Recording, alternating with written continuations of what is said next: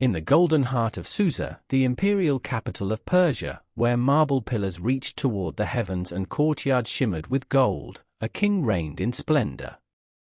Xerxes, known also as Ahasuerus, ruled an empire that stretched from India to Kush, from the Indus River to the edge of the Nile. His word was law, and his glory, unquestioned. But even a king needs counsel. Among the royal court, seated closest to the throne, were 7 princes, wise men who understood the laws and customs of the realm, men trusted with secrets of state and matters of judgment. Among them was a man named Carshena. Carshena was not born to be silent.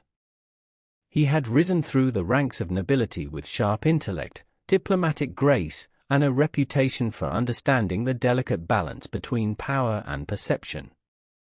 In a court where flattery could be fatal and hesitation could cost one's head, Carshena spoke with precision. He wore fine robes of deep crimson and soft white, his turban embroidered with silver threads. His voice was steady, and his eyes carried the weight of one who had watched kingdoms rise and fall. It was during the 3rd year of King Xerxes' reign that a grand banquet was held, a spectacle unmatched in Persian history. For 180 days, nobles, governors, military commanders, and princes from all corners of the empire feasted in Susa, marveling at the riches of the king and the splendor of the kingdom. At the conclusion of this feast, another banquet was prepared, this time for all the people of the citadel, from the least to the greatest. Goblets of gold were filled, and the royal wine flowed freely. In those days of revelry, Xerxes called for Vashti, the queen, to appear before the assembled guests, wearing her royal crown. He wanted the empire to gaze upon her beauty. But Vashti refused. Whether from modesty, dignity, or defiance, her answer echoed through the palace corridors like a silent storm.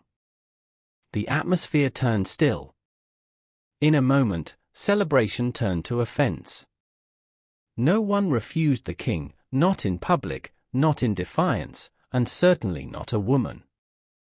Xerxes, furious and humiliated before his nobles, turned to his trusted advisers. These were the 7 princes of Persia and Media who had access to the king's presence and ranked highest in the kingdom: Carshena, Shetha, Admatha, Tarshish, Meres, Marsena, and Memucan. Carshena was the first named among them.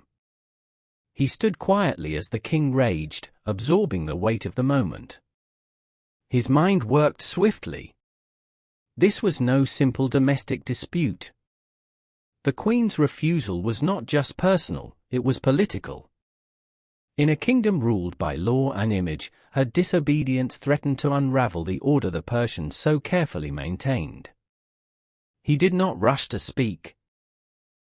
That task fell to Memucan, who, with boldness, declared that Vashti's disobedience would cause a ripple across the empire. Wives everywhere might begin to despise their husbands.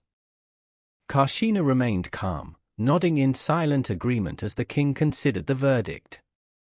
In the tradition of Persian counsel, unity was critical, and Carshena lent his presence and prestige to the consensus. The decree was issued: Vashti would never again enter the king's presence. Her royal position would be given to someone better than she. The princes, including Carshena, ensured that the decree was translated into the laws of every province, written in every language and tongue, sealed with the authority of Persia itself. The dignity of the crown and the image of the king would be preserved. Though history does not give us Karshena's own words, it remembers his name in the scroll of Esther, not as a tyrant, nor as a schemer, but as a prince of wisdom in the highest court of the land. He likely witnessed the rise of Esther, the young Jewish woman who became queen. He may have been present when Haman was exalted, and perhaps watched in wary silence as the seeds of pride and hatred grew in that man's heart. He may have stood in the same hall as Mordecai when honors were reversed, when gallows were reproposed, and when deliverance came from the most unexpected source. In the court of Persia, time moved like a river, swift, powerful, and often merciless. Many names were forgotten, swept away by time and conquest. But Carshena's name was etched into the royal archives of scripture, preserved in the Book of Esther. He was not a prophet. He did not wield a sword. But he was a man of influence, a royal advisor who shaped the voice of a kingdom.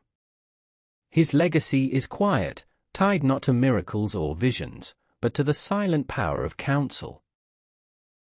In a kingdom of noise and splendor, Carshena stood with dignity, reminding the world that even in the halls of foreign kings, wisdom is remembered.